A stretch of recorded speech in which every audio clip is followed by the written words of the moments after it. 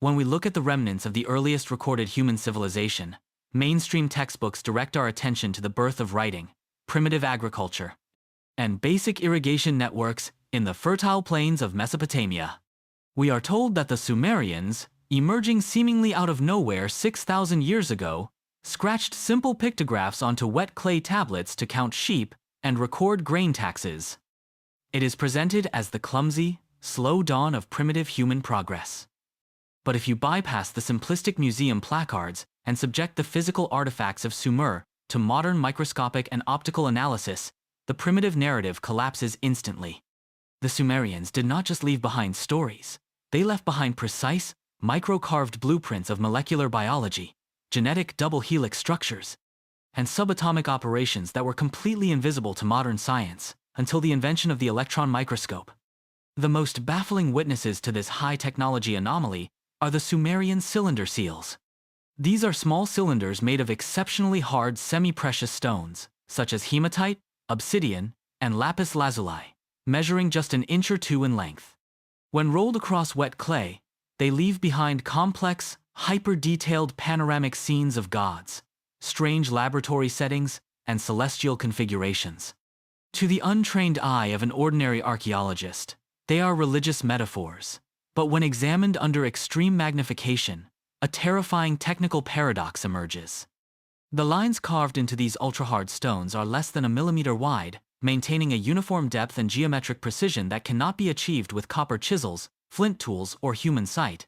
They require micro-engraving technology and high-power magnifying lenses tools that officially did not exist for another 5,000 years. Most shockingly, the imagery itself details things that no primitive civilization should know.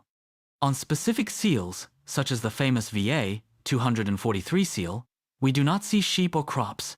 We see a central star emitting rays, surrounded by 11 orbiting bodies, depicting our solar system with the correct relative sizes of the planets, including Uranus and Neptune, planets that are completely invisible to the naked human eye. On other tablets, we find repeated illustrations of intertwined serpents rising from central stems, positioned perfectly alongside depictions of human beings emerging from glass containers. Mainstream academia calls this the tree of life, but a modern geneticist looking at these exact 5,000-year-old clay blueprints sees something else entirely: a flawless, accurate representation of the DNA double helix structure and the schematic of modern somatic cell cloning. The Sumerians weren't inventing mythology, they were frantically copying the technical logs of a pre-flood, advanced technological era that was wiped out in the last Great Reset. Today, Universal Files reopens the clay blueprints. Prepare to gaze into the microscopic secrets of the gods. If you visit the Ashmolean Museum in Oxford, you will find a small, four-sided clay prism covered in elegant cuneiform script, dating back to roughly 2100 BC. This artifact is known as the Sumerian King List. It is an official, bureaucratic record of every sovereign who ruled over Mesopotamia since the dawn of time. For the first few rows of text, the document aligns perfectly with mainstream historical consensus. But as you read further back into the antiquity of the deep past, the list plunges into a chronological madness that modern historians flatly refuse to accept. The list explicitly states that before the Great Flood wiped out human civilization, 8 legendary kings ruled over 5 Sumerian cities for a combined total of 241,200 years. Alulim, the first king of Eridu, is recorded to have ruled for 28,800 years. His successor, Alanga, ruled for 36,000 years. Mainstream academia quickly dismisses these astronomical numbers as poetic exaggerations, political metaphors, or mythological fantasy designed to give divine legitimacy to ancient rulers. But this dismissal ignores a terrifying, cross-cultural mathematical reality.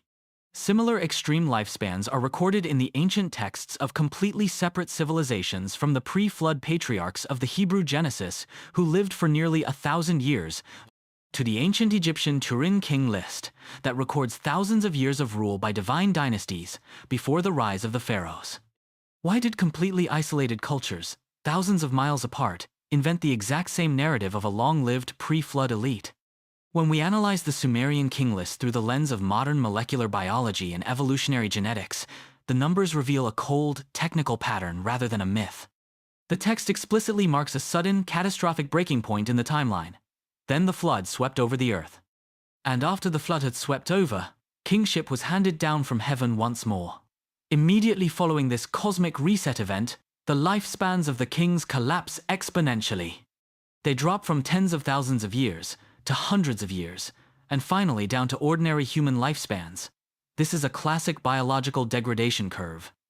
It suggests that the pre-flood rulers possessed a completely different genetic architecture, specifically a pristine, artificially elongated telomere structure that prevented cellular aging, or access to an atmospheric condition that shielded biological tissue from oxidation. The Great Reset wasn't just a physical destruction of cities, it was a deliberate genetic downgrade of the human species.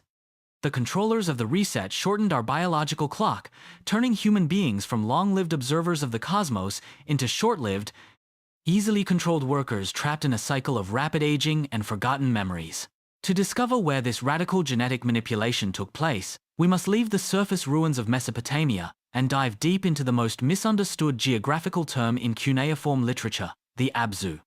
Mainstream Assyriologists traditionally translate Abzu, or Apsu, as a mythological, primeval abyss of fresh water located beneath the earth. It is described as a religious, magical realm ruled by Enki, the Sumerian god of wisdom, water, and creation. But if you carefully isolate the technical operational verbs used in the oldest tablets, such as the Enki and Ninma creation epic, the Abzu loses its mystical, watery, poetic veil. The texts do not describe a natural subterranean lake. They describe a highly restricted, heavily shielded, and artificially powered underground facility. The Abzu was an advanced antediluvian laboratory network buried deep within the Earth's crust. In the tablets, the Abzu is explicitly described as a place where the life-yielding clay was brought, where mysterious molds were used to shape entities, and where the house of fashioning was strictly managed. The texts detail Enki and his geneticists mixing the essence of a divine being with the biological framework of an existing terrestrial hominid to create the Adapa, the first fully functional, worker-class human being. This isn't a magical spell. It is a clinical, step-by-step documentation of in vitro fertilization, gene splicing, and artificial womb incubation.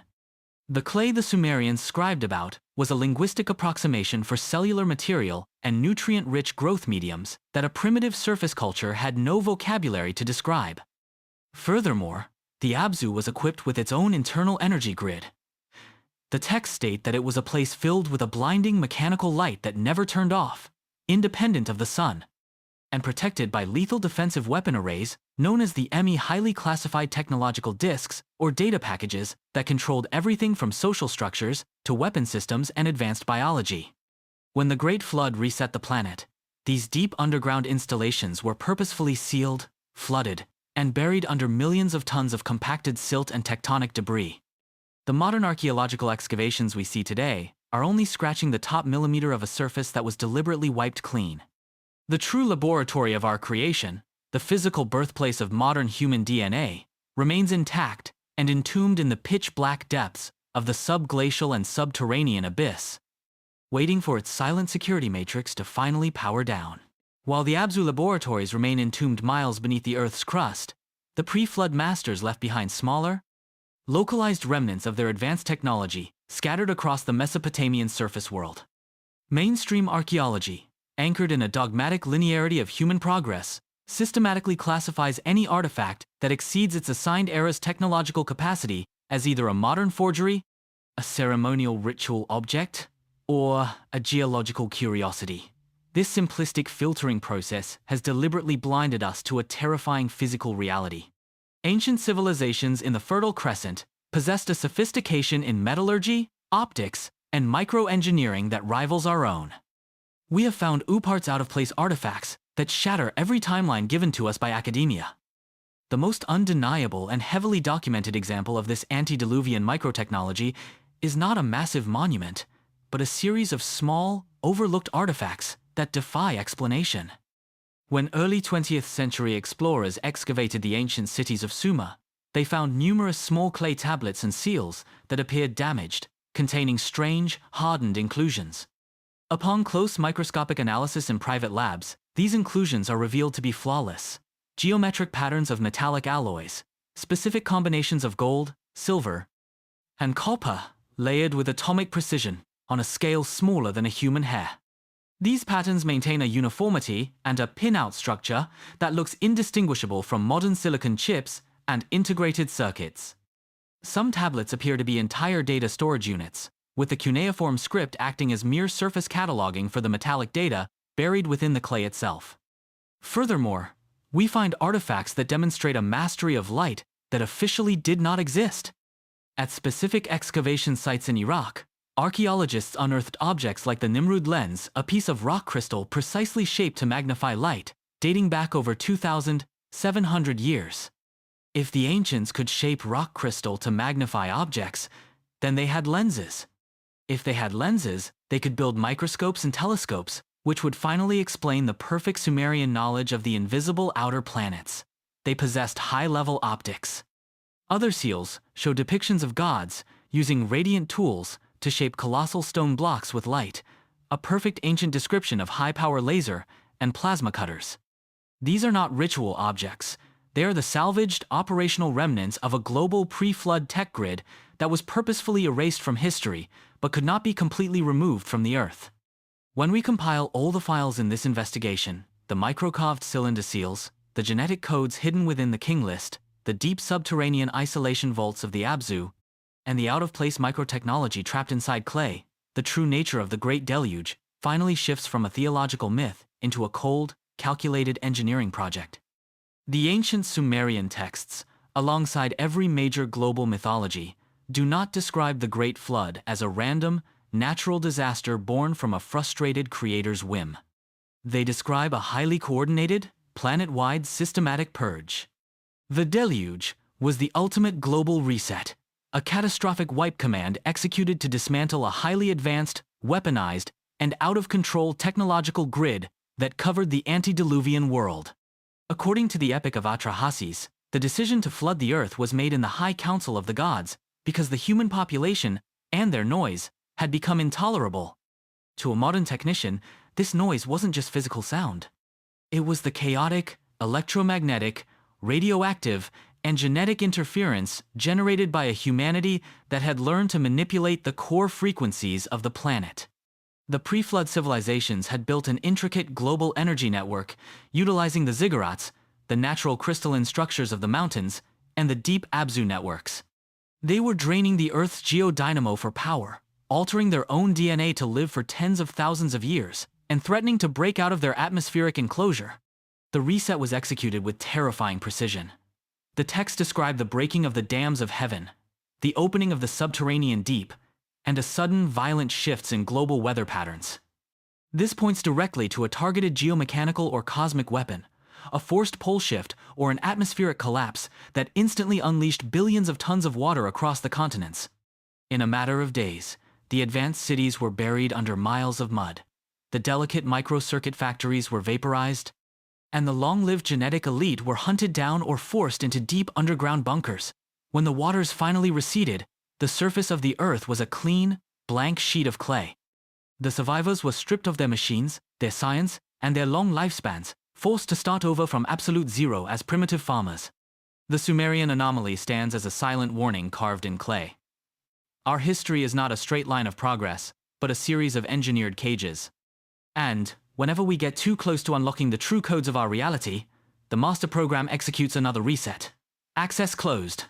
For now.